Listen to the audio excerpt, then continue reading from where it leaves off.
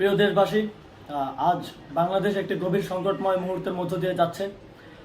এখন পর্যন্ত আমাদের প্রাপ্ত খবর অনুযায়ী আওয়ামী লীগ, ছাত্রলীগ, যুবলীগের সন্ত্রাসীরা গুলি করে কুপিয়ে প্রায় 30-এর অধিক শিক্ষার ছাত্র জনতাকে হত্যা করেছে এবং দিন শেষ হতে হতে এই সংখ্যাটা কোথায় গিয়ে দাঁড়ায় আমরা জানি না।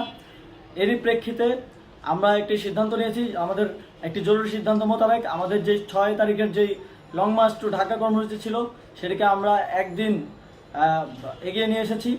অর্থাৎ আগামীকাল 5ই অগস্ট সারা দেশের মুক্তিকামী জনতাকে ঢাকার উদ্দেশ্যে রওনা হওয়ার জন্য আমরা আহ্বান জানাচ্ছি।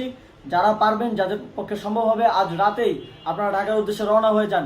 আমরা আগামীকাল সারা দেশের মুক্তিকামী জনতাকে ঢাকায় আসার আহ্বান জানাচ্ছি। বিশেষ করে ঢাকার আশেপাশে যে জেলাগুলো আছে, আপনারা দায়িত্ব নিয়ে মসজিদের মাইকে ঘোষণা দিয়ে যাদেরকে পাবেন সবাইকে নিয়ে ঢাকার উদ্দেশ্যে